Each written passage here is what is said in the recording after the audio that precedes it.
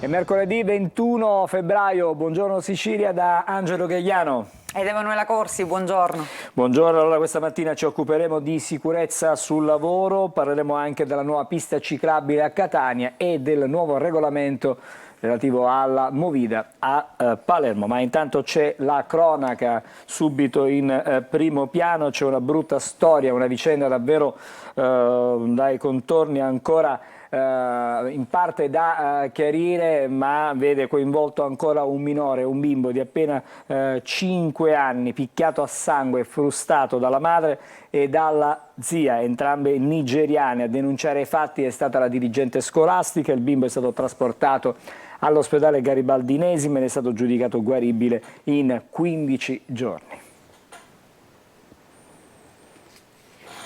Picchiato a sangue e frustato per le sue monellerie è quanto emerso da un'inchiesta della Procura di Catania che ha portato al fermo di 2 donne nigeriane, madre e zia del bimbo di appena 5 anni, vittime delle violenze. Il provvedimento è stato eseguito dalla squadra mobile. I reati ipotizzati sono maltrattamenti e lesioni personali pluriaggravate. Le indagini sono state avviate in seguito alla denuncia della dirigente della scuola che riferiva di un bambino di 5 anni con evidenti frustate alla schiena e alle gambe. Il minorenne, ricostruisce la Procura, presentava incontrovertibili segni di reiterate violenze. Trasportato al pronto soccorso pediatrico dell'ospedale Garibaldinesima, il bimbo è stato giudicato guaribile in 15 giorni per la presenza di numerose scoriazioni profonde a forma di U da verosimili frustate. Ad infliggere i colpi sarebbe stata la zia, che avrebbe usato anche dei cavi elettrici in risposta a banali capricci e non meglio specificate monellerie, si legge nell'ordinanza. Le sevizie della zia, che in realtà non avrebbe legami di parentela col piccolo, sarebbero avvenute alla presenza della madre. Le 2 donne sono state rinchiuse nel carcere di Piazza Lanza.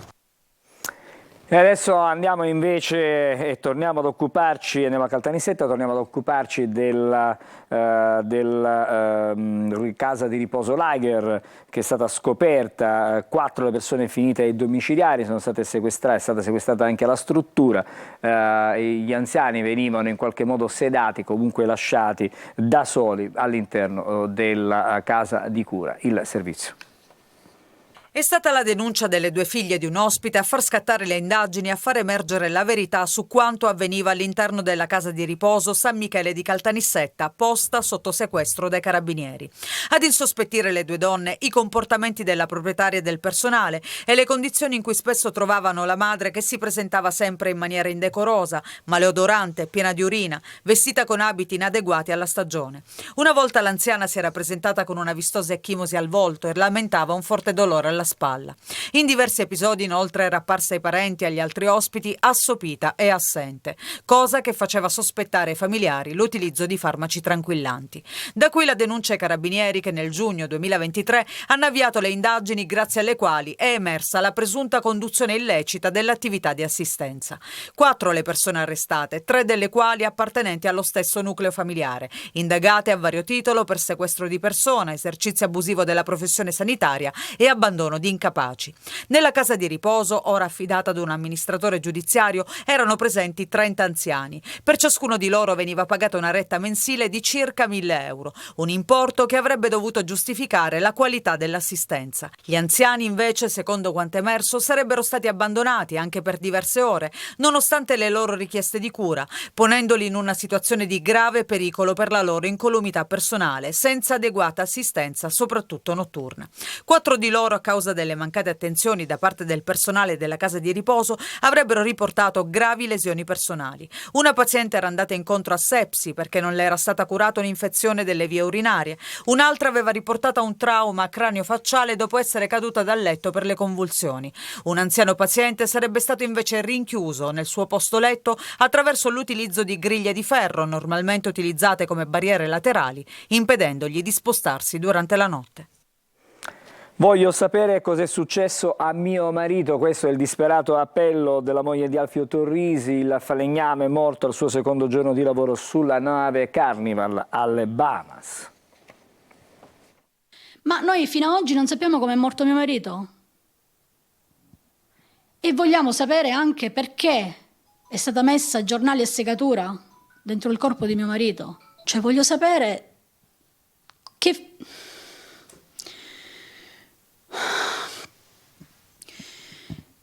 Io voglio gli organi di mio marito e voglio anche la cartella clinica, voglio anche l'autopsia che hanno eseguito, cioè tutto il referto che hanno eseguito là. Giusy Kundari non si arrende e chiede verità per suo marito, Alfio Torrisi, morto il 14 ottobre del 2023 al suo secondo giorno di lavoro sulla nave da crociera Carnival ormeggiata alle Bahamas. Era stato assunto come falegname. Mio marito è partito per andare a lavorare, per guadagnare qualcosa in più. Mio marito ha sempre lavorato e noi siamo persone umili e si vive di quello che c'è. Non era la prima volta che partiva. L'uomo viene stroncato da un malore dopo ore sotto il sole al primo piano del ponte della nave. Il soccorso non è stato subito, l'infermeria di bordo era chiusa, il medico non era presente lì subito. Nel frattempo mio marito si sentiva sempre più, cioè era svenuto, così mi hanno detto, e sempre più aveva questi tremori. Mio marito doveva essere trasportato con l'elisoccorso a Miami, negli Stati Uniti, nell'ospedale, ma non è avvenuto mai. I legali Berretta e Fiumefreddo hanno già fatto richiesta dei vetrini e delle analisi che sarebbero state effettuate nell'ospedale delle Bahamas, ma ancora nessuna risposta. Perché non li hanno mandati? Perché non li mandano? Cioè, cosa stanno aspettando? Non sappiamo ancora di che cosa è morto. E adesso andiamo alla rassegna stampa, lo facciamo con Emanuela Corsi e cominciamo come sempre dai quotidiani regionali. Sì, Angelo, partiamo da Repubblica Palermo che anche oggi apre con la strage di Altavilla. Vediamo se la regia riesce a farcelo vedere. Vediamo un attimo. Allora sì. Sì, adesso dovremmo... provvediamo, fra un istante dovremmo vedere dunque la prima pagina della edizione di Palermo di Repubblica. E allora, strage, non solo fanatismo, quella villetta era un affare. Si continua ad indagare, a scavare anche su quella che è la vita non solo di Barreca ma anche dei suoi due complici. Infatti vediamo indagine sui due complici di Barreca, c'è il sospetto che volessero appropriarsi della casa. E poi c'è un'intervista al vescovo di Catania, Monsignor Luigi Renna, che dice: ma che rituali, il diavolo si vince con la mitezza. Lo vedremo tra poco all'interno. Intanto vediamo altre notizie. Sedati abbandonati nell'ospizio lager da 1.000 euro al mese a Caltanissetta, appunto scoperta questa casa di riposo dove venivano maltrattati circa 30 anziani. E poi a Catania colpi di pistola in centro per la corsa clandestina dei cavalli, e qui si vede un frame appunto del video che mostra questa corsa di cavalli. Che abbiamo fatto vedere comunque già nella giornata di ieri nei nostri TG. Esatto. E poi a centropagina invece c'è questa notizia, lo scienziato Antonio Chella, dopo quella dell'intelligenza la sfida della saggezza artificiale. Lui si trova assieme a questo robottino che ha creato a Palermo. Poi vediamo ancora nel taglio basso per quanto riguarda i diritti, la Galla, il sindaco di Palermo, respinge Fratelli d'Italia e Lega, non faccio passi indietro sul Pride. Leggiamo adesso lo scontro politico nel centrodestra è tra il sindaco Roberto La Galla e Fratelli d'Italia e Lega, perché rispetto all'ordine del giorno che prevedeva l'adesione del comune al Pride del prossimo 22 giugno, bocciato dalla maggioranza in consiglio comunale, il sindaco ha lasciato trapelare che non si torna indietro. Quindi il comune patrocinerà la prossima edizione della manifestazione simbolo dei diritti appunto civili. E per quanto riguarda invece il calcio, record di presenze, il Barbera fa il pieno di passione. Erano 31.211 tifosi per l'esattezza appunto ad assistere alla partita Palermo-Como, l'ultima partita di campionato che insomma vede un nuovo successo per i rosa che sono terzi in classifica.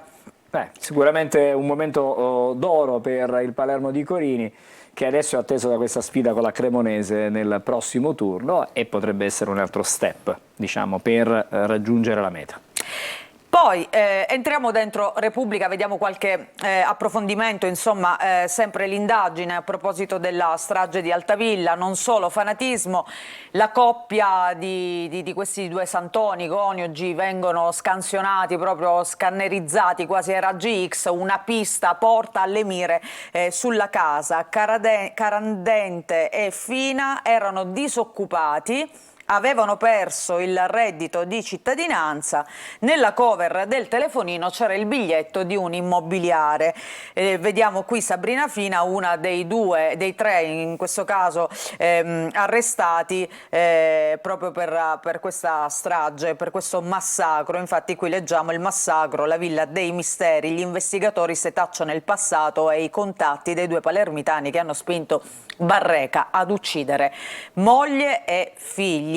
E poi dicevamo c'è anche questa intervista alla presule di Catania, il vescovo Renna, niente rituali, il diavolo si vince appunto con la mitezza. Ancora Monsignor Renna dice il demonio è la negazione della bontà, la guerra, la devozione popolare e fede, ma attenti a sette e superstizione.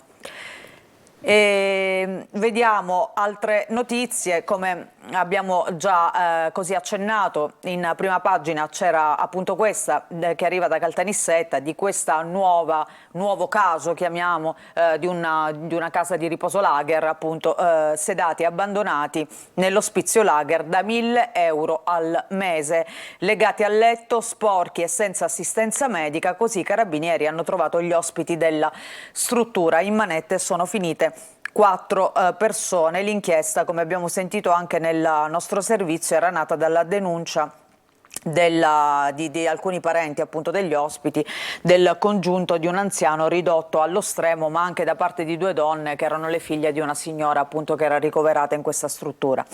Andiamo a vedere il Giornale di Sicilia, che oggi apre pure con il caso di Altavilla e scrive i misteri del passato di Barreca. Quindi qui invece si scava sul passato appunto del marito. Da chiarire i contatti con un gruppo a Novara, dove nel 2019 radicalizzò il suo fanatismo. Ha abitato pure a Casteldaccia, in quel paese ha parenti e ha chiamato i carabinieri. Quindi le indagini sul massacro di Altavilla, si cercano complici. Il legale dei 2 predicatori dice bisogna comprendere i ruoli. E poi per quanto riguarda invece i poveri Emmanuel e Kevin, i 2 figli appunto di Barreca, verranno tumulati assieme nel cimitero comunale. Altre notizie, la sanità, indagati 8 manager, Ars, la commissione chiede verifiche, sospeso il parere sulle nomine.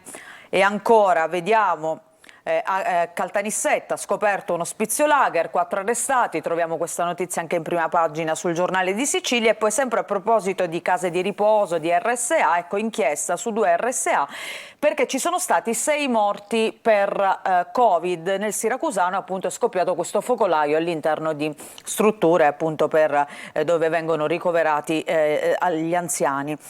E poi vediamo questa fotonotizia dedicata alla crisi, la crisi che sta vivendo il comparto degli allevamenti, quindi SOS per la zootecnia, arriva lo stato di crisi, decisione della Giunta Schifani, gli allevamenti colpiti dalla siccità, ci sarà un sostegno per l'utilizzo delle autobotti e l'acquisto di foraggio e ci sono ancora altre proteste di agricoltori e camionisti.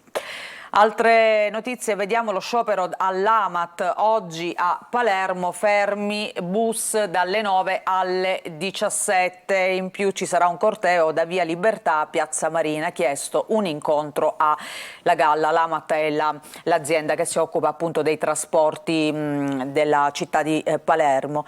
E poi rissa mortale a Balestrate, identificati i componenti del branco, coinvolti 10 giovani, la lite costò la vita a Bacchi. Erosione della costa, emergenza pure a Licata. Molti litorali sono a rischio, il nuovo caso dopo gli allarmi a San Leone ed Eraclea, villette e strade minacciate appunto da questo fenomeno dell'erosione costiera che purtroppo ogni anno fa sparire chilometri delle nostre spiagge in Sicilia. È un problema che riguarda un po' tutto il nostro paese, ma che è fortemente sentito appunto in Sicilia. Andiamo a vedere la Sicilia di oggi invece e leggiamo: Salvini garantista imbarazza Meloni. Questo è un po' il tema di oggi che poi vedremo meglio sulla stampa nazionale. Il vice premier sulla morte di Navalny aspetta risposte da medici e giudici russi. Diciamo un garantismo da parte di Salvini che ha messo in imbarazzo appunto il nostro esecutivo. È arrivata però la risposta di Putin. Sì, Putin da Mosca dice l'Italia sempre vicina. Quindi insomma questo è il tema di oggi, lo vedremo meglio tra poco. E poi c'è l'urlo della madre appunto di Navalny che dice ridateci il corpo, e la vedova invece, la moglie, va avanti. E poi Casalager, a Caltanissetta, 4 arrestati per le sevizie sugli anziani. Ancora l'inchiesta, questo focolaio, dicevamo, nella RSA, 6 morti e 23 contagi nella stagione Covid. A Siracusa ci sono 2 indagati. Ancora un'iniziativa che fa discutere. Ragazzini schiavi di cellulari e videogame, arriva la legge all'ARS per mettere un freno proprio all'utilizzo dei telefonini per i giovanissimi. C'è una proposta dunque che dovrebbe approdare in aula per limitare l'utilizzo di questi device, questi apparecchi che in qualche modo distraggono e comunque condizionano la vita dei giovanissimi. Ma alla luce anche di quello che abbiamo raccontato, cioè anche la città di New York che appunto si è accusato in maniera chiara, diretta, netta, i social dicendo che sono la fonte anche di tanti disagi appunto giovanili. Quindi... E Londra mette al bando i telefonini. Quindi anche la Sicilia si allinea diciamo con questo trend che forse... Quella che è la nuova tendenza diciamo, del Esatto. momento rispetto a questi diciamo, strumenti tecnologici avanzati che però in qualche modo limitano la libertà, anche la libertà di scelta, non solo la libertà personale. Però sai, la libertà di scelta si acquisisce anche con una certa età, i ragazzini magari andrebbero anche seguiti e soprattutto di fronte ad un mondo sconfinato come quello di internet. Vediamo nel taglio alto termovalorizzatori con i fondi FSC al ponte 1,3 miliardi, la sanità resta all'angolo, la giunta Schifani vara il piano, adesso le commissioni. E poi questo screening sui nuovi manager della sanità, ci sono procedimenti pendenti per 8 sui 18 nominati.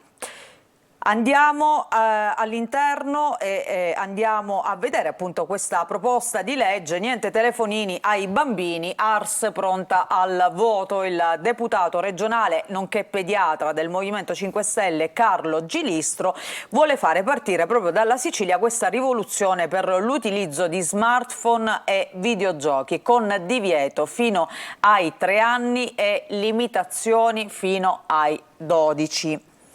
E poi c'è il parere di uno psicologo, in questo caso si chiama Gioacchino Lavanco, che dice il problema non si risolve con il proibizionismo. Andiamo a vedere anche la prima pagina di Catania che mette in primo piano gli alloggi popolari tra beffe e costi, scrive la Sicilia quest'oggi. L'assessore Marletta, 2/3 dei locatari non pagano e queste cifre potrebbero essere impiegate per la manutenzione. Fra occupazioni abusive e affitti non corrisposti il Comune perde 1 milione di euro all'anno. E poi c'è anche qui appunto l'approfondimento su questa corsa di cavalli con colpi di pistola. Scatta la denuncia di un animalista, l'influencer per i diritti degli animali accusa dopo la visione del video cultura mafiosa padrona della strada. Il caso è già nazionale ed è stata annunciata un'interrogazione parlamentare, quindi a riprendere appunto questo video appunto che è finito sui social è è dell'influencer animalista Enrico Rizzi, che con una diretta appunto Facebook ieri mattina è andato alla questura di Trapani per denunciare e che noi abbiamo anche sentito nel corso dei nostri telegiornali nella giornata di ieri. Ci fermiamo qui per questo primo segmento di rassegna stampa, quello dedicato però ai fatti regionali. Fra poco torneremo da Emanuela per la rassegna stampa nazionale ed internazionale. Restate insieme a noi.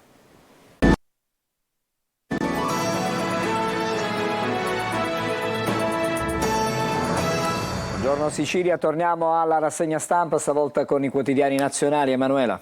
Sì, partiamo dal Corriere della Sera, ma come dicevamo prima, Angelo, il tema oggi è sicuramente ancora la morte di Navalny, dell'oppositore di Putin. Si cerca di fare chiarezza appunto su quelle che sono state le sue ultime ore, ma poi anche la posizione dell'Italia, soprattutto la posizione di un nostro ministro, Matteo Salvini, dopo le sue dichiarazioni rispetto proprio alla Russia.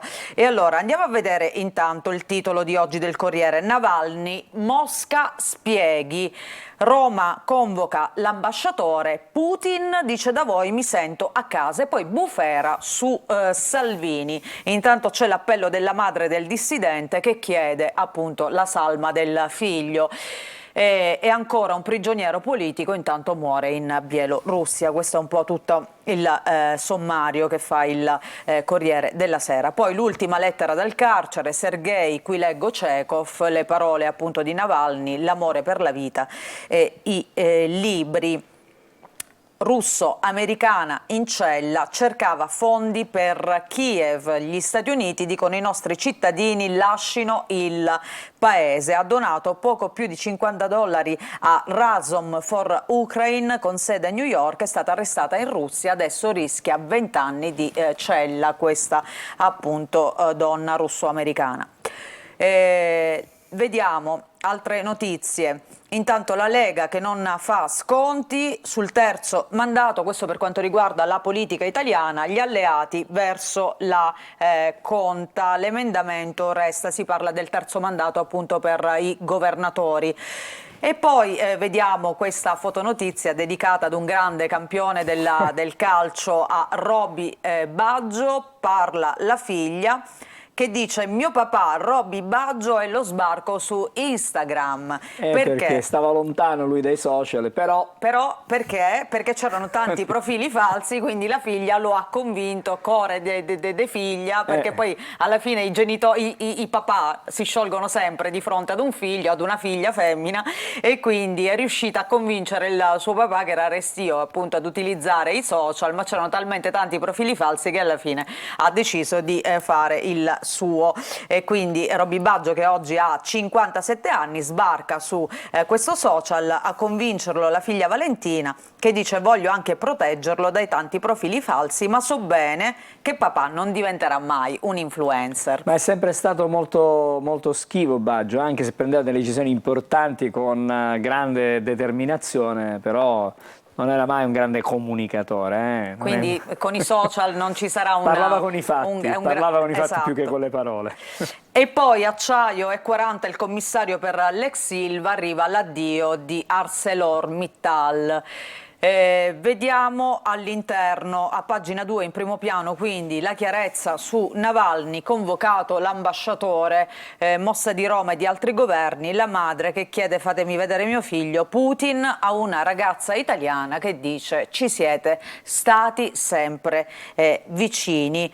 E poi c'è questo caso che a proposito di social, X, la piattaforma appunto di ex Twitter di Elon Musk, sospende e poi riattiva l'account della moglie di Navalny. Qualcuno ha voluto pensare a una forma di censura, qualcosa, però in realtà poi pare che sia stato un problema, diciamo, tecnico della piattaforma, nulla di che. Il ministro, un caso, le parole di Salvini, l'Europa lo bacchetta e c'è il gelo degli alleati. Questa, diciamo, è l'altra notizia. Cioè, la frase di Salvini è stata questa a proposito della morte di Navalny: chiariranno i medici, i giudici, non noi. E Tajani si smarca da queste parole forse fin troppo garantiste, ecco, nei confronti della Russia rispetto a quello che tutti considerano un omicidio. Chiaramente non ci sono le prove, però era l'oppositore numero uno di Putin e per tanti è stato appunto ucciso è stato ucciso dal regime. E proprio su questo, su Salvini, Repubblica ci apre, quindi dice: Salvini, la voce di Mosca, bufera sulle parole del leader leghista. Capisco la moglie, ma la chiarezza spetta ai giudici. Sempre queste le parole di Salvini. Il governo è diviso, gelo dell'Unione Europea. Calenda propone la mozione di sfiducia. Putin fa propaganda con una studentessa italiana e dice appunto: mi siete vicini, da voi mi sento a casa. La premier imbarazzata si smarca e intanto annuncia nuove sanzioni e missione a Kiev. Questa appunto Repubblica sintetizza appunto nel sommario tutto quello che è accaduto sia dal punto di vista del nostro paese ma anche per quanto riguarda l'estero.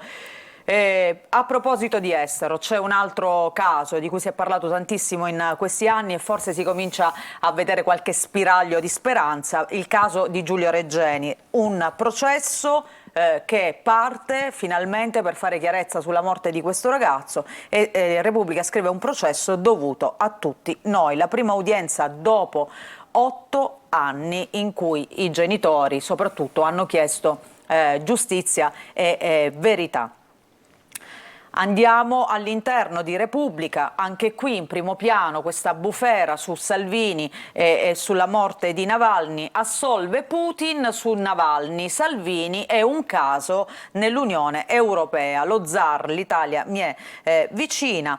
E poi appunto il presidente russo che dice a questa studentessa milanese: ho tanti alleati, da voi sempre stato a casa. Il botta e risposta con questa studentessa e la battuta: si è innamorata solo della Russia, strano.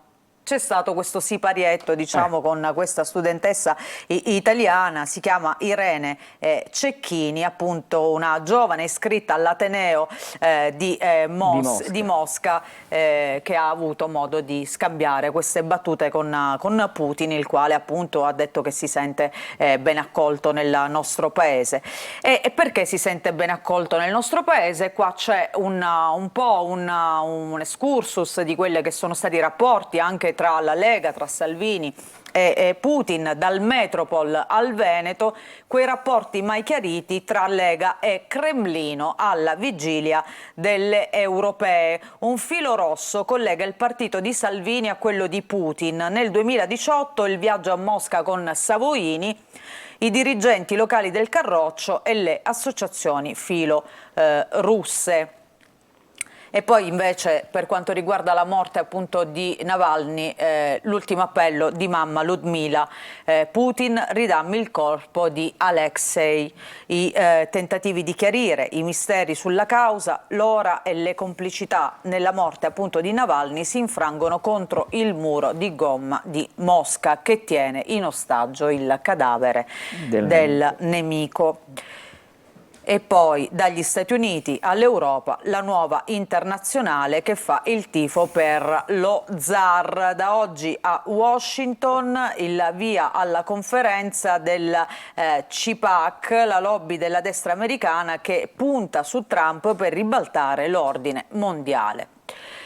Vediamo un'altra notizia invece sempre da Repubblica, che sarà anche un tema che tratteremo oggi, cioè si torna a parlare, non è in prima pagina però chiaramente è presente in tutti i quotidiani, sempre il caso di Firenze, la strage nel cantiere, crollo della trave per il dente difettoso, è stato trovato il quinto corpo. Il labirinto delle ditte, il sospetto che si fa certezza, operai non assunti ma su chiamata. La CGIL dice nei cantieri si fa largo uso di manovali clandestini. Diciamo questo ennesimo caso, questa ennesima strage sul lavoro sta facendo ad emergere anche ancora una volta tutto quello che avviene nel mondo dell'edilizia, degli appalti, ma soprattutto dei subappalti. Non solo sicurezza allora. Non solo sicurezza. Non solo sicurezza nei cantieri. Vediamo il secolo XIX, apre anche qui Putin, Salvini garantista, sulla morte di Navalny faranno chiarezza i russi, dice Salvini, insorge l'Unione Europea, Tajani ucciso dal regime. E poi Il Mattino, anche qui apertura dedicata a Putin che provoca l'Italia, così scrive: lo zar a una studentessa, siete sempre stati vicini alla Russia, il gelo del governo che dice è propaganda, Salvini appunto che fa questa dichiarazione, i giudici faranno chiarezza su Navalny, e poi Renzi che propone di candidare la vedova appunto dell'oppositore russo alle europee. Vediamo velocemente anche altre prime pagine. La Stampa, anche qui il pizzino di Putin all'Italia, scrive: Navalny, bufera su Salvini, chiarezza la fanno i giudici, Lollobrigida e Tajani, regime responsabile. Quindi c'è una parte della nostra maggioranza che non ha dubbi di chi siano le responsabilità della morte di Navalny, mentre ci sono queste posizioni più garantiste da parte di Salvini. E ancora Il Messaggero invece apre con un altro tema, il fisco, il piano anti-evasione del governo, in arrivo 320.000 controlli appunto nel 2024, verifiche mirate e incrociate sui soggetti a rischio, affitti brevi, ci saranno gli accertamenti, anzi gli accertamenti sono al palo, mancano le banche dati e i codici degli alloggi. E poi vediamo questa fotonotizia dedicata a William d'Inghilterra, strappo di William che dice troppi morti a Gaza, il principe rompe il protocollo e attacca anche Hamas e chiede tregua subito. Se abbiamo ancora qualche secondo, un'ultima prima pagina, ti faccio vedere l'Unità, anche qui lo troviamo in prima pagina, William d'Inghilterra che dice appunto il principe William contro Netanyahu, ora aiutiamo Gaza, ha rotto tutti i protocolli.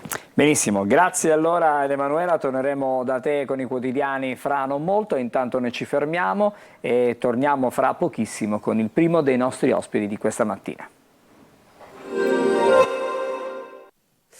Bentrovati da Nico Schiodetto, previsioni per la giornata di mercoledì con l'anticiclone su quasi tutta Italia ad eccezione proprio della Sicilia che risentirà ancora di un vortice depressionario. Difatti ritroveremo sull'isola parecchia nuvolosità nella prima parte del giorno fino a metà pomeriggio, con nuvole irregolari sulla parte centro-orientale e ancora delle piogge più probabili tra Siracusa, Ragusa e Agrigento. Maggiori aperture del cielo e ovviamente assenza di piogge sulla parte tirrenica. Temperature un po' fredde di notte sull'entroterra, massime sulle zone di mare tra 15 e 17 gradi mediamente. Per quanto riguarda invece giovedì, una bella giornata, ritroveremo ampi rasserenamenti, a parte ancora un po' di variabilità sull'interno, altrove un po' di sole, però nel weekend torneranno le piogge perché si avvicinerà una perturbazione atlantica, quindi dalla Francia. Andiamo a vedere anche le temperature che saranno senza grandi variazioni anche giovedì, massime mediamente tra i 14 e i 17 gradi. Maggiori dettagli e approfondimenti scaricando l'app di Trebi Meteo.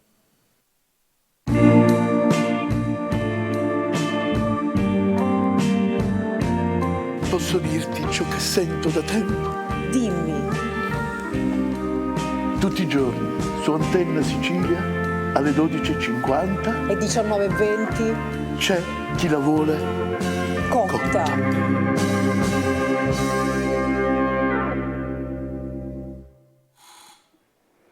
Eccoci, siamo dunque insieme all'ingegnere Luigi Bosco. Buongiorno ingegnere, grazie di essere stato, di aver accolto il nostro invito per parlare questa mattina di cantieri e anche di sicurezza sul lavoro. Lo spunto ovviamente non può che essere l'ultimo drammatico evento che c'è stato a Firenze, è stato recuperato il corpo anche della quinta vittima. La sicurezza sui cantieri è uno dei temi che anche il governo ha deciso di voler affrontare con altre misure che si aggiungono a quelle che erano già in previsione. Relativamente invece a quanto è accaduto a Firenze abbiamo delle immagini che lei ci ha anche fatto avere. Stamattina si parla di qualche ipotesi di quello che è potuto accadere. La sua idea, qual è l'idea che si è fatto? Bene, un problema così complesso e visto da lontano non è facile da decifrare, però se io fossi l'esperto nominato dal procuratore o dal giudice, adotterei un sistema globale di visione della problematica. Innanzitutto bisogna guardare il progetto delle strutture e esaminare se ci sono errori progettuali. Dopodiché controllare se la qualità e la quantità dei materiali corrisponde a quella indicata nel progetto, poi considerare il progetto della sicurezza, che in generale viene fatto da un esperto in fase di progettazione, un esperto di sicurezza in fase di progettazione, e poi vedere se nei documenti e nelle procedure della sicurezza adottate in cantiere vengono rispettate le previsioni progettuali. Quindi è un sistema complesso e articolato. Per mia conoscenza la ditta prefabbricatrice è una ditta abbastanza seria e questo sistema, non so se possiamo vedere le immagini schematiche, quelle che ho trasmesso io. Vediamo se abbiamo altre immagini. Che cosa eccolo qui. Ecco, no, ce n'è un'altra successiva. Vediamo un po' di arrivare al prossimo. Ecco, questo è uno schema che io ipotizzo vedendo delle immagini fugaci della tipologia strutturale di quello che è stato realizzato. Sostanzialmente il sistema consiste in alcuni pilastri multipiano che a livello dei piani hanno degli aggetti che qualcuno chiama denti, cioè degli aggetti in cui piano per piano si poggiano le travi. Ecco, quando la trave si poggia, in generale sono previsti, diciamo, dei sistemi di fissaggio della trave, in maniera tale che quando si fa il getto di completamento della struttura, la trave abbia già una sua stabilità. Probabilmente sono dei bulloni passanti, diciamo, che collegano la trave. Qualcuno ha ipotizzato anche che questa trave, che probabilmente ha innescato il crollo, non fosse stata fissata ai bulloni. Qualche altro ha ipotizzato anche che uno dei denti che qua vediamo in quell'immagine precedente potesse essere difettoso, quindi un difetto locale, ma questo avrà bisogno di approfondite indagini e io ritengo che questo è un problema di carattere generale, che data l'articolazione e la differenziazione delle competenze, delle specificità, ci sia anche un problema da parte dei procuratori di poter individuare le figure specifiche che possono essere di maggiore aiuto. Cioè dei periti che possono... Ecco, io credo che in questo, alla luce del fatto che gli ordini professionali sono delle emanazioni del Ministero della Giustizia, cominciare ad attivare dei protocolli di sinergia in maniera tale che gli ordini professionali che conoscono meglio il tessuto locale delle professioni possono essere utili a dare delle rose di nominative, diciamo, eventualmente da scegliere. Allora, fin qui ci siamo soffermati su quanto accaduto a Firenze, ma più in generale il problema della sicurezza sul lavoro nel nostro paese è un tema che torna spesso di grande attualità, anche perché, ahimè, continuano ad esserci tantissime morti sul lavoro. E in Sicilia in particolare, Catania e Palermo, sono i risultati chiaramente della fine dell'anno scorso, sono le città con il maggiore numero di decessi proprio sul lavoro. Che cosa bisogna fare per rendere più sicuro il posto di lavoro e soprattutto i cantieri, perché sono quelli più ad alto rischio, dove magari ci si espone evidentemente a incidenti? Allora, in qualche immagine successiva io ho fatto l'elenco non esaustivo dei documenti relativi alla sicurezza che occorre tenere in cantiere. Sono decine e decine. Io credo, diciamo, che le normative sulla sicurezza si siano, ecco, questi sono tutti i piani sostanzialmente io credo che i tecnici dovrebbero passare il tempo a guardare carte. Io credo che ci sia stato nelle normative degli anni precedenti un'eccessiva burocratizzazione della problematica della sicurezza e forse questo distoglie alcuni nodi, però non può essere solo questo. Un altro grande nodo è che le cose si complicano nei cantieri quando bisogna coordinare più aziende, più ditte, e questo problema è sicuramente aggravato dal sistema della liberazione dei subappalti in cascata che purtroppo le recenti normative hanno introdotto. Io credo che molti sindacalisti si siano concentrati su questo aspetto delle norme sui lavori. Io colgo l'occasione per individuare come l'uso smodato dell'appalto integrato nell'appalto dei lavori. L'appalto integrato è qualcosa che può essere utile in casi specifici, ma l'uso massiccio e stratificato dell'appalto integrato è un errore grave, che poi paga la collettività. Perché è un errore grave? Perché nell'appalto integrato si fa l'errore, che io ho considerato sempre un errore di gravità assoluta, di concentrare nel momento del massimo interesse economico la massima discrezionalità, perché la scelta della società vincente è su alcune migliorie apportate al progetto che sono discrezionali, perché a me può piacere la Gioconda, a lei un quadro di Picasso. Non è possibile che poi, mi chiedo scusa se la interrompo, il fatto che molte volte gli appalti vengono vinti sulla base del ribasso maggiore possa in qualche modo indirizzare anche... Ecco, allora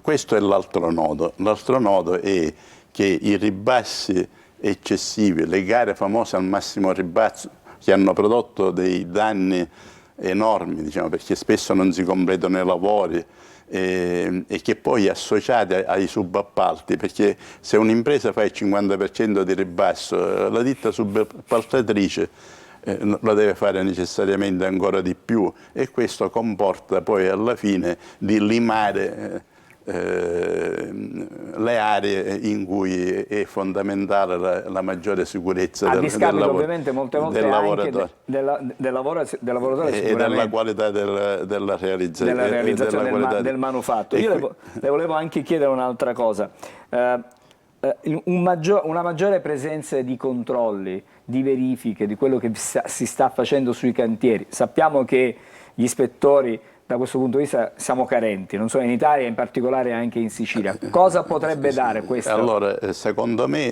è una delle ricette da applicare, purché si concentri essenzialmente sugli aspetti sostanziali e non, come purtroppo spesso può avvenire, su alcuni aspetti, seppur di rilevante importanza, che sono quegli aspetti burocratici connessi alla realizzazione del lavoro. Guarda, io non vorrei essere frainteso, perché bisogna fare l'uno e l'altro, però i grandi disastri avvengono, non perché non c'è una carta, ma perché c'è qualche carenza in qualche parte che più occhi riuscirebbero a individuare meglio. Io dico che la normativa italiana fin dagli albori ha previsto nel controllo dei lavori, mi occupo essenzialmente di progettazione strutturale, ha previsto alcune figure, tra cui alla fine quella del collaudatore statico, che già le prime norme hanno individuato dovesse avere almeno 10 anni di esperienza professionale. Ecco, perché praticamente nei casi in cui ho avuto modo di essere chiamato per verificare quello che era successo che nella catena tra impresa, progettista, direttore lavoro e collaudatore 8 occhi non si erano accorti di qualcosa che si sarebbe potuto vedere. Ingegnere, un'ultima domanda prima di lasciarla questa mattina, perché il tema è talmente vasto che è difficile poterlo esaurire in una decina di minuti. Le risorse, destiniamo diciamo, somme adeguate alla sicurezza sul lavoro, oppure bisognerebbe attingere a altre risorse? Allora, negli appalti già ci sono delle somme destinate alla sicurezza che teoricamente non sono soggette al ribasso, però poi queste somme entrano in un calderone complessivo, diciamo.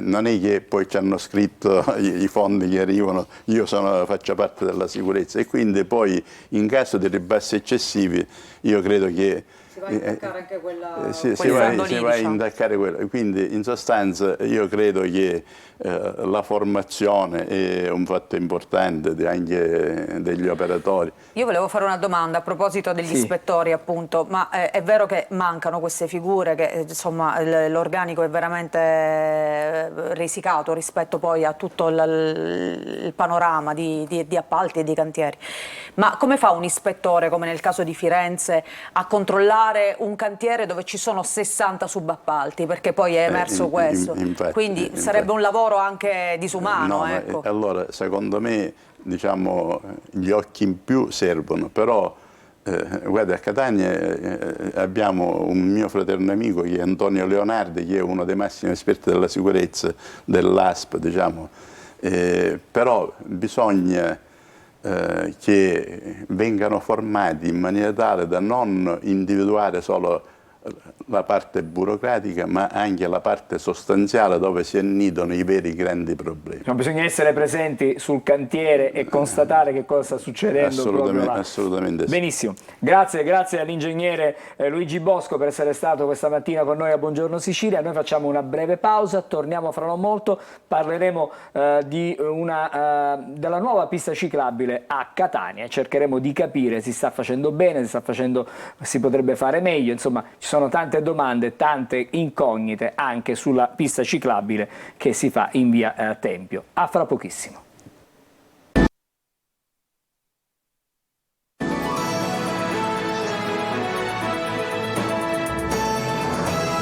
Siamo di nuovo insieme a Buongiorno Sicilia, stavolta per parlare della nuova pista ciclabile a Catania, ma in generale comunque delle piste ciclabili e delle esigenze anche per i ciclisti, un tema questo molto a cuore a Buongiorno Sicilia. Do il benvenuto e ringrazio Attilio Pavone, buongiorno. Buongiorno a tutti, grazie. Referente dell'associazione Salva Ciclisti. È necessaria un'associazione Salva Ciclisti in una città come Catania? Assolutamente. Comincio con gli appunti ai giornalisti, perché no, non si chiama Salva Ciclisti, si chiama Salva i Ciclisti e non è un'associazione.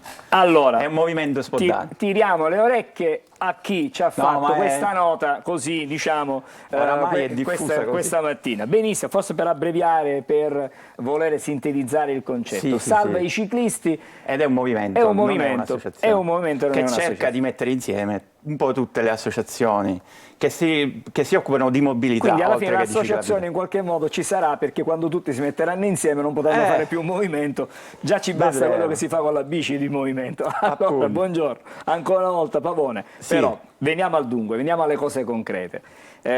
Sta nascendo, intanto dicevo la prima osservazione, un'organizzazione che si occupi della sicurezza dei ciclisti a Catania. È fondamentale, è necessaria, e perché? Allora, paradossalmente iniziamo con la cosa che avevo voluto dire per ultima e mi sta bene. Cioè, le chiedo di poter stare un po' più dritto rispetto, perché altrimenti no, è un problema di microfono. Quindi, Perché uno degli strumenti che noi avremmo a disposizione e che chiediamo da una decina d'anni si chiama consulta della bicicletta, che poi la bici è un po' un grimandello per parlare di mobilità a 360 gradi. Certo. Perché non costituirla a Catania? A Palermo l'hanno costituita, in questo momento è in una fase, perché c'è stato un cambio, mi pare, no, di amministrazione, una fase di pausa, però potremmo costituirla a Catania anche una consulta della bicicletta. Perché? Perché non si tratta solo di sicurezza dei ciclisti, si tratta di mobilità. E quindi ci dobbiamo rivolgere all'assessore alla Ramo in questo caso, all'assessore alla viabilità, al sindaco, chiediamo insomma, che si possa aprire questo dialogo in modo tale da accogliere quelle che sono le istanze dei ciclisti. Ma Nello specifico, adesso io le faccio un'osservazione, perché si discute tanto, ne abbiamo anche parlato noi, ho visto anche delle slide che fra poco vedremo, di questa nuova pista ciclabile di Via Tempio a Catania. Una pista che viene realizzata non come si fa in generale, diciamo, con una corsia esterna più vicina magari alla carreggiata che va sulla parte destra, diciamo, della strada, ma nel caso specifico al centro proprio delle due corsie, no? E quindi sì, ho visto. C'è stiamo vedendo per l'appunto quello che è, diciamo, il rendering, così si chiama in termine tecnico. Avete voi dei dubbi su questa struttura, di questa nuova infrastruttura? Allora, in generale, ripeto, sottolineo in generale, questo sarebbe un esempio di come non si deve fare una ciclabile, un esempio tra l'altro criticato e conosciuto da decenni. Ci possono essere delle eccezioni e questa, a ben guardare, potrebbe essere una di quelle. Anche perché non è sarà la soluzione ideale. Se non ricordo male. Sì, vabbè, quella è sopraelevata e protetta. Allora, in questo caso si tratta sostanzialmente di arrivare dal centro alla playa e in mezzo non ci sono tanti punti di interesse, cosiddetti attrattori commerciali, non so qual è il termine giusto, cioè ce ne sono pochi, ecco.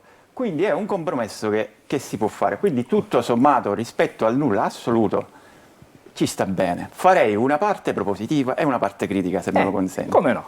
La parte propositiva è... I lavori sono già iniziati, non credo che si possa fare moltissimo. Riguarda quello che c'è dopo, ovvero occhio a come verrà raccordata, ma penso che ci stanno pensando bene a quello che c'è in Viale Kennedy, e teniamo presente che in Viale Kennedy quella ciclabile, che non è neanche tanto regolare perché larga solo 2 metri sul marciapiede, si può migliorare e si può estendere almeno fino a dove c'è la caserma Lido Excelsior, quelle zone lì, da dove si potrebbe addirittura raccordare... fai una prova audio con...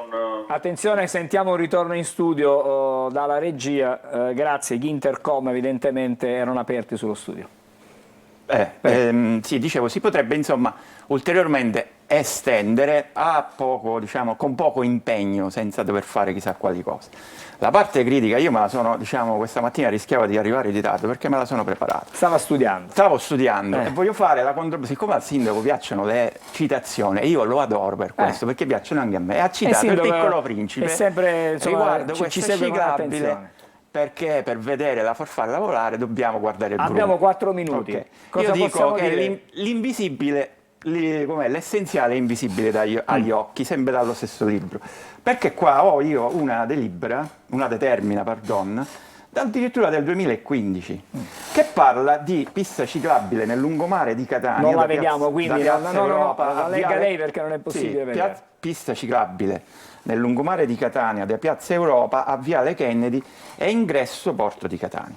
Allora, quello che dico io, cos'è questo invisibile? Se una città è costretta a far passare i ciclisti in mezzo a una carreggiata di una strada a scorrimento con un porto che c'è, allora stiamo sbagliando qualcosa, forse stiamo sbagliando completamente l'assetto del porto, e questo non è un discorso che possiamo affrontare adesso, ma stiamo parlando di una porto città... dovremmo aprire... Esatto, però è quello che stiamo sbagliando. La ciclabile andava fatta dentro il porto, non è stata fatta perché a Catania non si pianifica, quando arrivano i soldi l'economia spinge la politica e si cambiano questo tutti intanto i è un piani. progetto, diceva lei, del 2015 se non dico male. Sì, che poi è stato abbandonato, ma era già l'appalto questo. Sappiamo però che al porto stanno per iniziare dei lavori che dovrebbero portare alla trasformazione del porto, quindi probabilmente, siccome il progetto, adesso sto cercando di tirare le somme, non era prevista una pista ciclabile in questo progetto del ponte,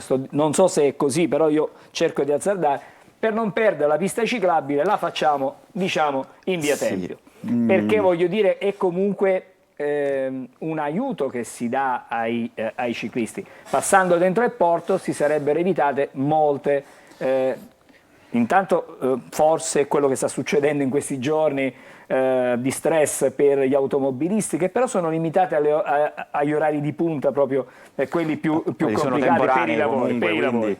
ben vengano. Ma comunque il progetto della pista ciclabile così al centro della carreggiata, magari noi non siamo abituati perché di solito le vediamo più sul lato lungomare. Ecco. Sul lato destro, però diciamo, della mi ricordo per esempio a Barcellona, in Spagna, le piste ciclabili sono cioè al centro delle non siamo delle abituati, non siamo abituati. E non sono, dipende. neanche delimitate, quindi lì c'è massima attenzione anche per chi usa la ciclabili, ma poi dipende, ripeto, da caso a caso.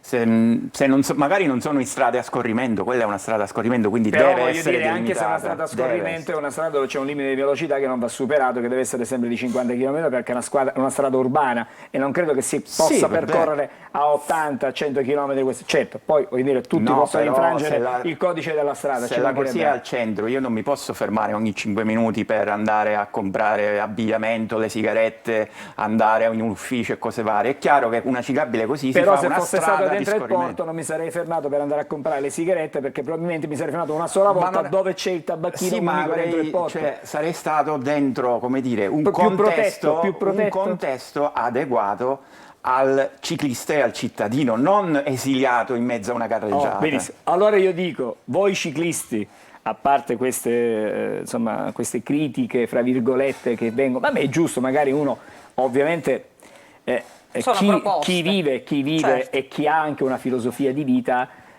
immagina determinate cose in base a quella che è la sua visione, no? Perché il ciclista ha anche un punto di vista di quella che è la mobilità, che è diverso dall'automobilista, così come può essere diverso da chi sta sulle due ruote ma sui motocicli, non sulle bici, perché sono due culture completamente diverse. Chi vive in bici apprezza la città, tutta la città, con aspetti che magari chi sta in macchina non può osservare, no, certo, non può assolutamente avere questo punto di vista. Che cosa possiamo dire a questa amministrazione, al sindaco, a parte la pista ciclabile che sta facendo in via Tempio? Quali sono le vostre richieste? Così magari ci si può indirizzare verso, come diceva lei, una mobilità, una cultura di mobilità diversa. Esatto. Le nostre richieste, perché ripeto, poi ci sono i progetti di 40 km di ciclabile, cioè potremmo stare qua a parlare per settimane. La nostra richiesta è di ascoltare i cittadini, non c'è più un dialogo, non che ci sia mai stato, ma non c'è più un dialogo, siamo di fronte a un muro di gomma, e soprattutto non vedere la cultura del ciclista, dell'automobilista, dello scooterista o di chi usa i piedi o i mezzi pubblici come delle istanze da accontentare separatamente, ma il ruolo proprio dell'amministrazione è trovare una soluzione ottimale ed efficiente perché queste culture convergano. Quindi una mobilità che sia comunque in grado di poter assorbire le esigenze dei ciclisti, così come quelle degli automobilisti, così quelle anche dei pedoni, perché i pedoni anche i pedoni hanno delle esigenze tutti siamo pedoni, indipendentemente dal mezzo che usiamo, poi alla fine siamo sempre questo pedoni. È un argomento su cui si può confrontare e approfondire in altre occasioni, e cercheremo di stiamo lanciando intanto questo invito al sindaco, speriamo venga accolto. Mi auguro che il signor Pavone in qualche modo abbia la possibilità di essere contattato e magari dare il via a quella strada che potrebbe portare alla consulta, per dare spazio a quelle che sono intanto le esigenze dei ciclisti, e poi cerchiamo di mettere insieme tutti, perché tutti viviamo le città, le nostre città della nostra regione. Grazie ad Attilio Pavone questa mattina per essere stato con noi. Ci fermiamo ancora e dopo parleremo di altre esigenze, e andando a Palermo stavolta parleremo di Movida, e anche lì insomma c'è tanto di cui parlare e discutere, anche se è arrivato questo regolamento, e vedremo di capire se va bene oppure no, se sono soddisfatti i cittadini oppure no. A fra pochissimo.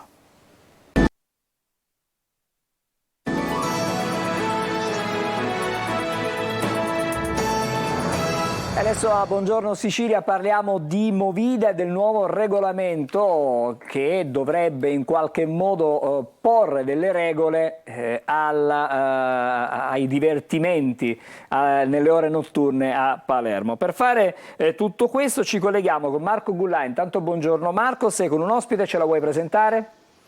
Assolutamente sì, Angelo, buongiorno a tutti, sono con Antonella Ferraro del comitato Isidoro Via La Lumia e dintorni. Ha battagliato tantissimo questa donna assieme ad altri ovviamente associati definiamoli così, proprio per tutelare questa parte di Palermo, questo salotto di Palermo. Lo abbiamo raccontato a varie riprese nei nostri TG, ma anche nel corso di Buongiorno Sicilia, dei tanti episodi che hanno danneggiato i residenti. C'è stato anche chi in questa strada ha sparato dei colpi di pistola in aria e che soltanto qualche giorno fa è stato arrestato. Antonella. Sì, buonasera a tutti, grazie intanto.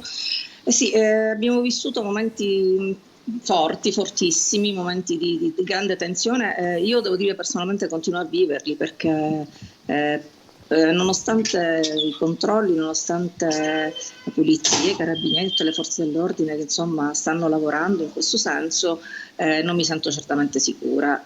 Io sono stata sempre una donna indipendente, esco la sera da sola, tuttora qualche dubbio ce l'ho prima di uscire. Quindi evidentemente un tarlo si è insinuato, cosa che fa della propria libertà, del caso mio, che sono una donna adulta, ma figuriamoci dei ragazzi, dei miei figli per esempio, dei figli dei miei amici che abitano qui intorno. Quindi la situazione in questo momento è decisamente più serena, evidentemente più serena, ma come ho già detto è più serena perché siamo arrivati all'apice. L'apice è stata purtroppo la sparatoria prima, la morte di questo ragazzo dopo, che ha portato a doversi fermare. A un certo punto l'attenzione è dovuta salire e adesso chiaramente la situazione è un po' diversa, ma dico che sì, aspettiamo adesso di leggerlo questo regolamento, perché parliamo del sul regolamento. Infatti vi volevo coinvolgere su questo, perché ci sono una serie di paletti, ci sono questi ticket di ingresso nominativi per le discoteche, un po' come allo stadio, po' allo stadio. Mancano i tornelli, però no? Allo stadio ci sono i tornelli, però il biglietto è nominativo. Ma poi ci sono anche una serie di regole che dovranno essere rispettate dai titolari degli esercizi commerciali. Voglio dire, ci sarà questo obbligo di dotarsi di sistema di videosorveglianza. Ma tutto questo serve, poi dico io, allora, si paga. Io le rispondo subito. Sì, mi dica. Le rispondo subito. Io sono convinta, sono certa che allora facciamo l'ipotesi che tutti i commercianti si dotino di sistema di videosorveglianza.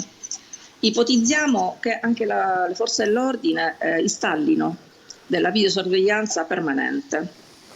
Ok, ma se questa videosorveglianza non è controllata in tempo reale da questa control room che dovrebbe controllare, e se i controlli da parte delle forze dell'ordine non vengono fatti in maniera scientifica, per esempio il problema dei decibel, io mi chiedo, ma queste forze dell'ordine devono essere preparati su come si misurano i decibel, devono avere lo strumento per farlo.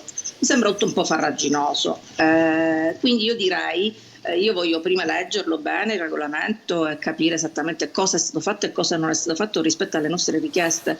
E posso anche aggiungere una cosa io, il fatto di abbassare la musica a un certo orario, limitare anche la vendita di alcolici, può incidere secondo te? Assolutamente sì. Ora, tra i vari rumors si dice, però appunto lo voglio prima leggere, che nel centro storico tutto dovrà chiudere a mezzanotte, negli altri posti all'1. Mi pare un'equazione facilissima. I ragazzi a mezzanotte finiscono da là, si trasferiscono. Abbiamo un problema sul collegamento. Da un'altra parte. Non abbiamo un attimino, torniamo da voi. Eccoci. Siamo tornati. Sì. Dicevo, quindi i ragazzi a mezzanotte finiscono di bere, di divertirsi nella zona del centro storico. A quel punto dove si trasferiscono?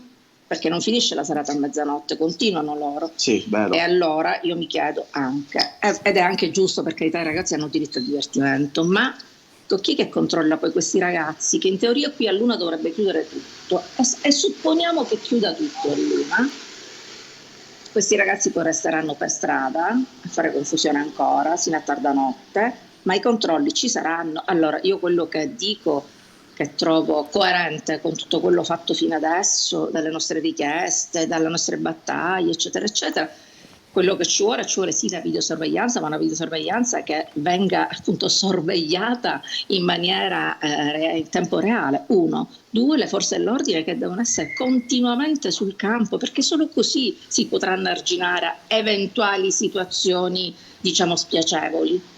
Stiamo vedendo delle Qui siamo- immagini di alcuni eventi, Sì, sì. insomma, che sono verificati quest'estate. Non siamo in Via La Lumia, No. ma sono degli episodi che qua credo riguardino Sferracavallo, Sferracavallo, in un'altra sì. zona, insomma, che in estate Sì, purtroppo. perché questo è un problema Ma è che un problema che riguarda un po' tante aree Però geografiche della mi città. permetto di fare un po' da provocatore. La signora Sì. prima diceva ai ragazzi, soprattutto in estate non è che possono rientrare a casa a mezzanotte, all'una, voglio dire, nelle zone poi dove ci sono gli stabilimenti balneari, dove c'è, insomma, hanno bisogno di distrarsi, di divertirsi, quindi non è che devono essere soltanto, voglio dire, dei limiti, delle imposizioni, bisognerebbe anche agire da un punto di vista culturale e trovare dei modi di divertimento sani, cioè non ubriacarsi, perché non serve ubriacarsi per divertirsi, ma ci si può divertire in maniera sana, magari andando, che ne so, sulla spiaggia a suonare come si faceva una volta con la chitarra e cantare tutti insieme e ci si diverte. Questo è in estate, ovviamente.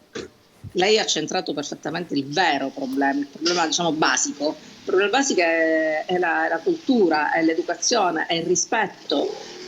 Questi ragazzi, tutti, nessuno escluso, ci mettono nel mucchio tutti, hanno bisogno di iniziare sin da subito, cioè dalle scuole elementari intendo, iniziare ad avere un rapporto con il prossimo di rispetto, di educazione, quindi il compagnetto, quindi la maestra, vuoi i professori, eccetera, eccetera, sino ad arrivare all'età matura. Dico, se tutto questo processo non viene, come dire, perseguito, trovo difficile che poi alle 2 del mattino, alle 3 del mattino non si ubriachi, non fanno tutto quello che fanno, insomma è inutile che ce lo continuiamo a dire.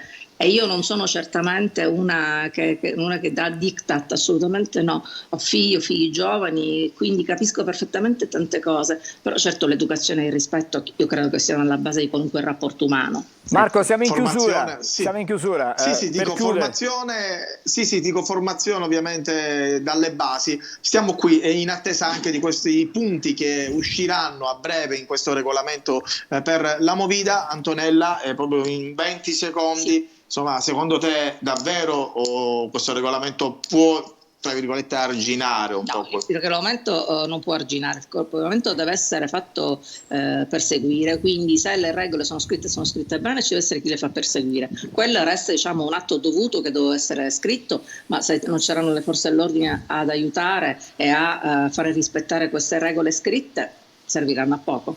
Perfetto, a voi. Grazie a Marco Gulà, grazie alla Buonasera. sua ospite, buongiorno a lei. Grazie Antonella Ferraro. Noi adesso ci fermiamo per pochissimo, vediamo l'almanacco e poi ci consulteremo con il nostro esperto delle stelle per farci dare delle indicazioni su cosa ci attende in questa giornata. Con Marco Amata, fra poco. Se il singhiozzo vi tormenta, provate questo rimedio insolito. Prendete una tazza di latte e mettetela sul tavolo. Poi tappatevi le orecchie con gli indici e piegatevi in avanti. Poi afferrate la tazza con il mignolo e il pollice di ogni mano e bevete il latte in un paio di sorsi senza respirare. Non chiedetemi come, ma funziona davvero. Sapete perché il caffè espresso ha un gusto diverso a seconda del bar? Dipende da molti fattori, la temperatura dell'acqua, il tempo di estrazione, la qualità della miscela. Ma esiste una formula matematica per ottenere il caffè perfetto? Sembra di sì, secondo una ricerca condotta da un gruppo di scienziati. I ricercatori hanno scoperto che il segreto è nella macinatura, non troppo fine per evitare che il caffè si compatti e ostacoli il flusso dell'acqua, ma nemmeno troppo grossolana per garantire un buon contatto e una buona estrazione degli aromi. Avete mai sentito dire che qualcuno sta aspettando Godot? Questa espressione viene da una famosa opera teatrale di Samuel Beckett, in cui 2 uomini aspettano invano l'arrivo di un misterioso Godot che non si fa mai vedere. L'opera è un simbolo dell'assurdità della vita umana, che si consuma in un'attesa senza senso e senza fine. Quando si dice che si sta aspettando Godot, si vuol dire che si sta perdendo tempo in una situazione che non cambia mai, senza far niente per migliorarla.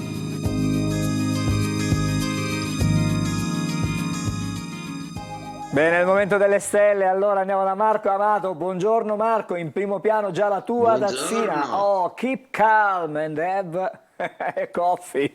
Va benissimo. Il segreto del caffè perfetto, volevo dire a Noemi che sono io, basta che lo faccio io e viene buonissimo. Sappiamo, ma non tutti possiamo venire da te però per un caffè un po' complicato, no?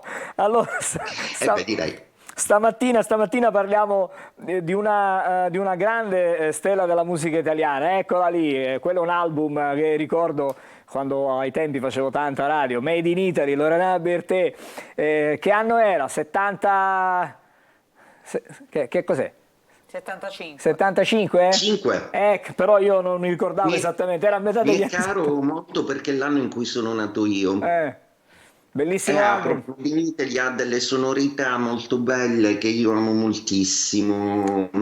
Io sono un fan, un patito fin da bambino della signora Bertè, che mi è piaciuta tantissimo. Mi è piaciuta molto la sua storia, mi è piaciuta molto la sua fortissima personalità. Il suo azzurro nei capelli di cui ultimamente ha fatto un po' un vanto, un simbolo di riconoscimento. Volevo parlare di lei perché lei è una cuspide vergine di bilancia ed ha entrambe le caratteristiche dei segni zodiacali. Vi ricordo che a parte la personalità esplosiva, a Loredana dobbiamo sicuramente la ricerca musicale del reggae. Tra l'altro la signora Bertè nasce come un'artista, fa l'accademia, la ballerina peraltro e anche l'attrice. Viene poi convinta a cantare e ci prova con una canzoncina che piacque molto all'epoca. Esce con Sei bellissima e di lì fu un successo assolutamente nazionale che poi la portò a essere famosa.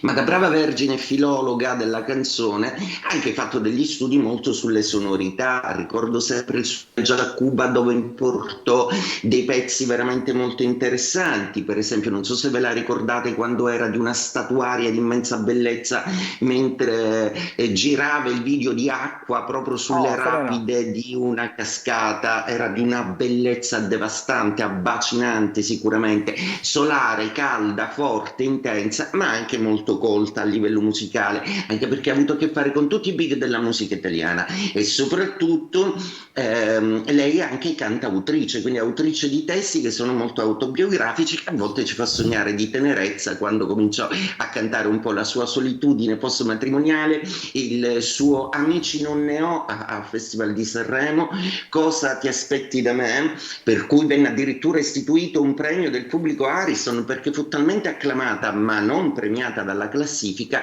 che proprio per accontentare il pubblico viene creato il premio pubblico Harrison e la prima ad averlo è Loredana Bertè. Quest'anno, come ha previsto l'astrologo di Antenna Sicilia, avrebbe avuto un ottimo piazzamento al Festival di Sanremo e ha portato a casa il premio dedicato alla sorella, Mia Martini. Un attimo di commozione molto intensa per la sua storia musicale, ma quello che è sembrato divertentissimo è che ha dichiarato che lei voleva vincere per andare direttamente all'Eurovision. Perché questo? Perché l'Eurovision quest'anno si fa in Svezia ed è la patria del suo ex marito Björn Borg, per cui va assolutamente, come lei ha testé affermato, a rompere le scatole al suo ex marito. Un matrimonio tempestoso quello con Borg, iniziato con un grande amore che poi è finito veramente tra mille difficoltà per lei, e da lì poi è incominciato un momento buio per la stessa Bertè. Però insomma adesso si sta riprendendo, devo dire, molto. Loredana, molto perché partecipa a un contest che la immette all'Eurovision, mi sa che riesce nel suo progetto di andare a rompere le scatole all'ex marito, o magari sarà una simpaticissima pacificazione dopo tutta una serie di vicissitudini. Dunque, allora, oggi invece salutando la signora Bertè, una bella notizia alla nostra Manuela che è in studio. Manuela, buongiorno. Oggi la luna è il leone. Finalmente. La luna è il leone, per cui umoralmente ti fa assolutamente morbida, divertita e sorniona. Il segno zodiacale di Manuela è un segno di fuoco che io amo particolarmente perché il segno del sole rappresenta il cuore, il do di petto. Il leone è centro radiale di una gravità e di responsabilità che si prende facendo satellitare tutto intorno ai suoi pianeti. Il leone per sua natura è padre, ha questo tipo di forza.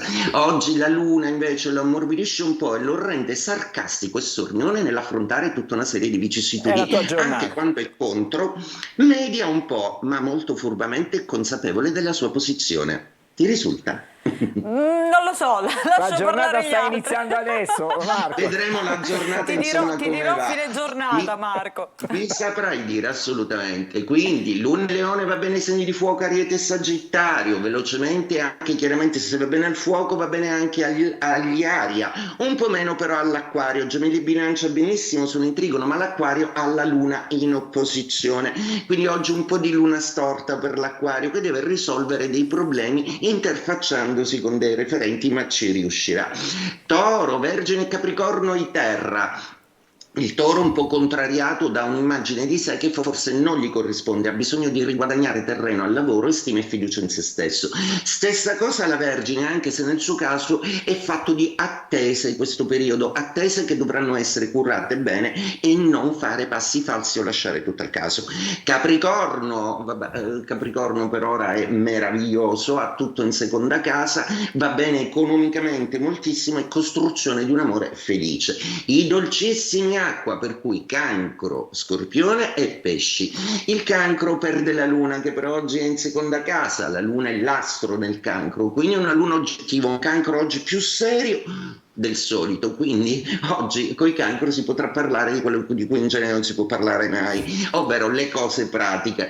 Scorpione con la Luna e Leone è una Luna di quadratura, quindi insomma forse oggi degli impegni vi sottrarranno a tutta una serie di faccende, mentre invece i Pesci oggi sono esentasse, proprio perché nel bailam di tutto quanto riescono a defilarsi serenamente e a condurre un ottimo lavoro e a stare bene con se stessi.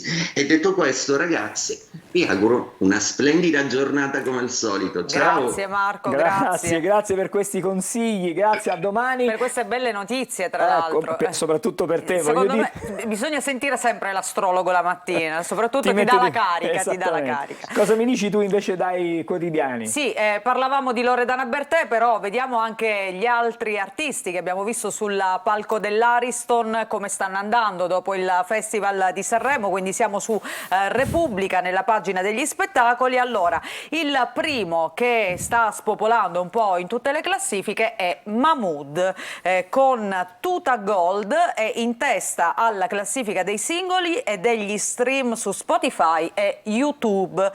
Va molto bene anche Annalisa, sinceramente disco d'oro, del miglior esordio di un'artista donna su Spotify, e poi buoni risultati anche per Irama, Tunò e disco d'oro. Il tour è già sold out al Forum di Assago e all'Arena di Verona. Mahmood, Irama e Gali però sono il vero podio di Sanremo dopo il festival. Bene. Grazie per queste informazioni musicali e adesso ti dico che il 21 febbraio del 1431 inizia il processo a Giovanna d'Arco, la donna che ha cambiato il destino della Francia, catturata dagli inglesi, deve affrontare le accuse di eresia e stregoneria. Il 21 febbraio del 1842 nasce una delle invenzioni che ha rivoluzionato il mondo, la macchina da cucire. Il suo inventore, John Greenough, brevetta un apparecchio che permette di cucire tessuti e indumenti in modo rapido ed economico. Grazie a questa macchina si sviluppa